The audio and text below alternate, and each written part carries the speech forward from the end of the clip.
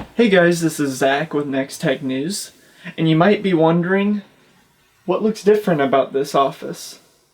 Well, I have a new screen now, so stay tuned.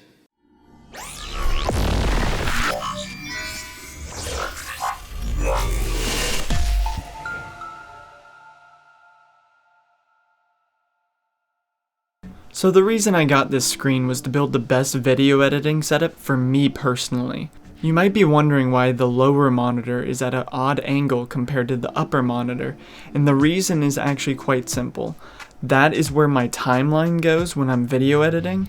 It allows me to see much more of the timeline since it's an ultra-wide monitor, and it doesn't really matter as far as resolution goes, which is why I went with a 1080p ultra-wide versus like a 1440p one, which would be much more expensive.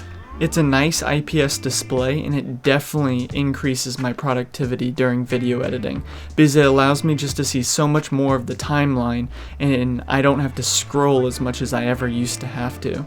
Plus, it gives me a bigger preview window for the video that I'm editing in real time. And video editing isn't the only thing it helps with. While gaming, if I'm doing like a benchmark test for you guys or for the channel, it also helps a lot because I can have the game on the 4K monitor above the way I usually play it at, and I can have the benchmarking tools and stuff like the temperature statuses and the FPS and all that down below on the lower monitor, and it keeps it out of my direct line of sight, which is perfect for gaming because I can still game perfectly, but I can also look down and see the stats of my system. This is definitely the best setup that I could possibly think of for video editing, and for me personally, it's definitely the best setup that I've ever had for video editing, just because this totally allows me to put a complete timeline on here, and it doesn't matter how many layers I go or anything, I have complete view of that timeline.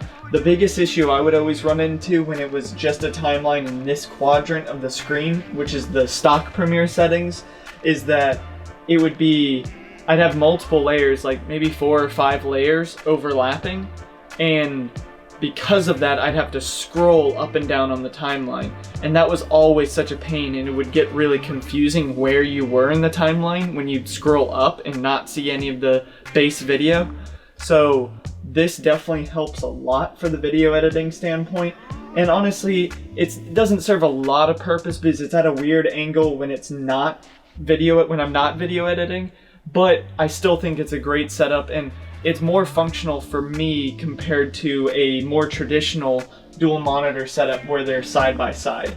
But obviously for a lot of people that's still going to be more beneficial. Let me know what you guys think is more beneficial to you in the comments below. A traditional side by side dual monitor setup, one similar to this where it's one over the other, or even a more traditional one over the other where it's one and then one higher for gaming or something, or one perfectly level below it. Obviously this one's at a pretty steep angle, but that's just because it helps to look down at the timeline when I'm sitting here rather than perfectly on it, and I wanted them to match up. As you can see, obviously I chose a 25-inch ultra-wide monitor because that makes it match perfectly with the 27-inch 16:9 Ultra HD monitor I have above. But again, let me know what you guys think of this all in the comments below. I hope you liked this video. This is Zach with Next Tech News. See ya!